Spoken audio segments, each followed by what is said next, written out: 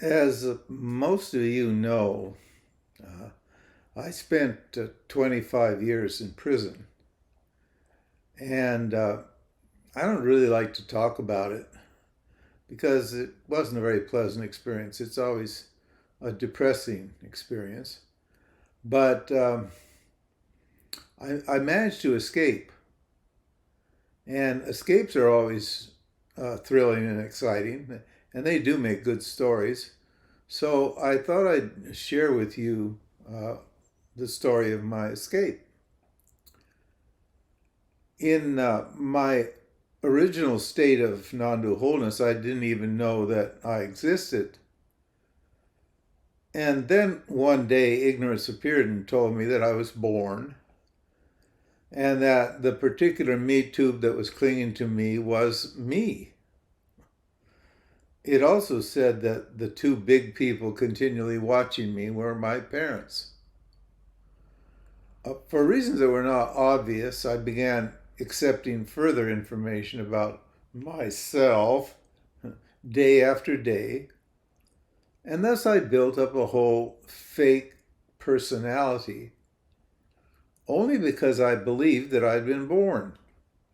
Although I was fully aware that I had no experience of being born, that I had never agreed to be born, and that this body was forced upon me against my will. Gradually, the conditioning became stronger and stronger and grew to such an extent that not only did I accept the unsupported belief that I was born as a particular body, but that I would die one fine day. The very word death became a dreaded word signifying a nasty, traumatic, unwanted event. Consequently, it was hard to relax knowing that at any time I might cease to exist. I started working fast and furious to compensate in order to cram as many events into my life as possible before my impending and uh, dreaded death. Can anything be more ridiculous? Did did the prosecuting attorney send me to jail because he did not share the information about my real nature with my defense attorney?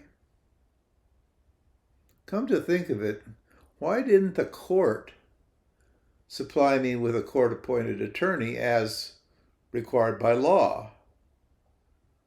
Were they in on the conspiracy? Anyway, no use crying over spilled milk. I was in prison, and the thought of getting out consumed me day and night. At best, I got 1 or 2 hours of sleep. Being here in a human meat tube is disgusting, and it is completely unfair. One night, I had a dream in which a huge entity called God appeared and told me to find Jesus in a booming voice that it was impossible not to obey. I had no idea who Jesus was, but one of the prisoners told me that there was a guy called Preacher who knew all about Jesus. So I went to him, and he said to take Jesus into my heart. That confused me completely because my heart was so busy pumping blood that it couldn't accommodate one more person. I fretted about this for a long time, and one night God appeared again and said, "Forget about it. It's not about finding Jesus.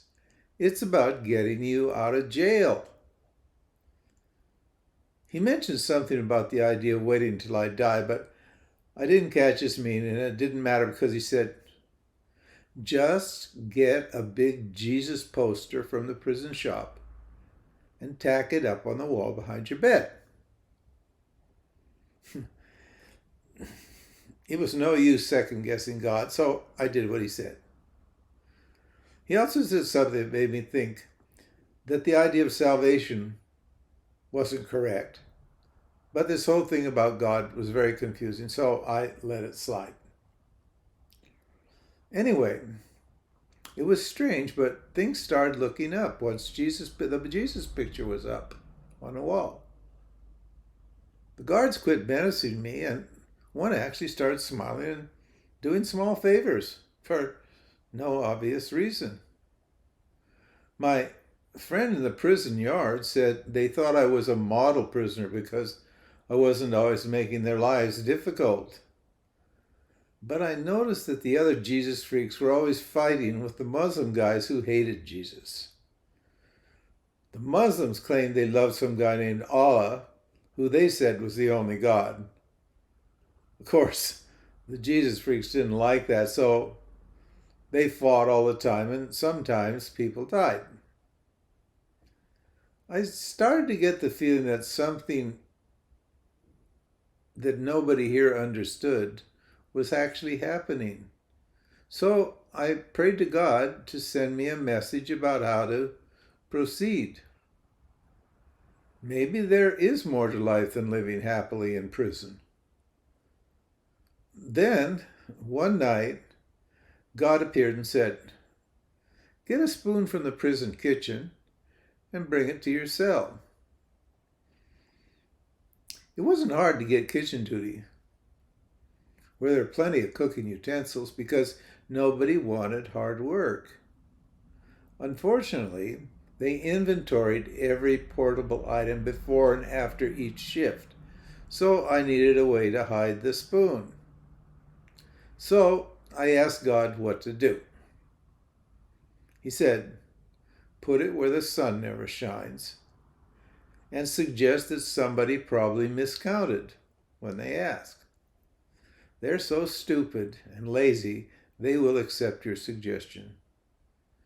They're right to keep small objects away from the prisoners because they're always trying to kill each other, which on one hand is good, insofar as it reduces the number of troublemakers, but isn't good on the other hand because it causes blame to fall on the guards.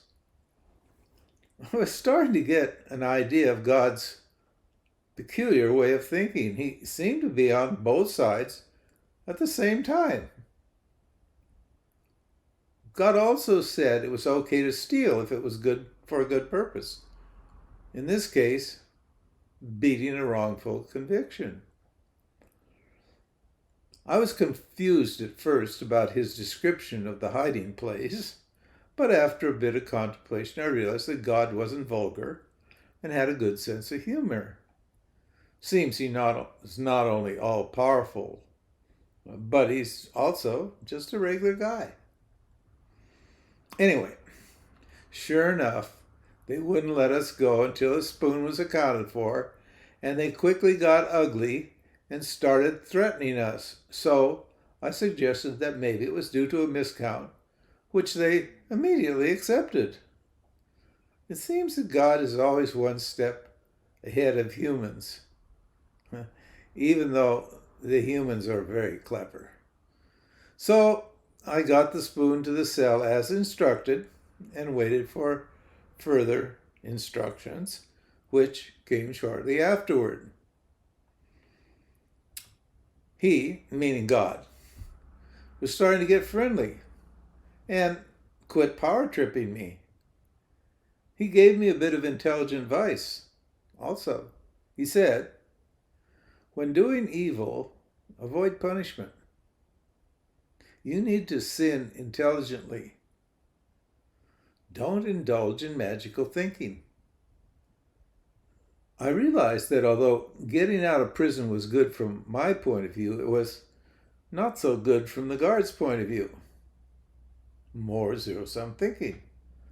I also realized that all my escape plans were pipe dreams.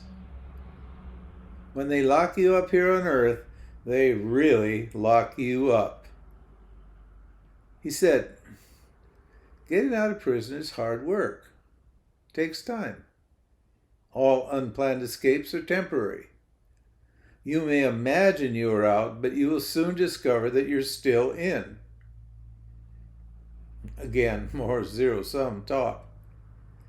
He continued, "You can be happy in prison if you know what I am, but if you don't, you need to find happiness outside prison. You're not qualified for option number one, so follow these instructions to the letter and you will escape. No doubt about it." But then, for some reason, the transmission ended. I'm not sure if it was on my side or his, but I can only wait and see. It probably was on my side because I'm getting tired now, and as I do, yeah, I'm getting old and tired, and I just can't continue the story right now. So if you're interested, and only if you're interested, check back later, and same channel, and I'll be happy to tell you about the escape itself.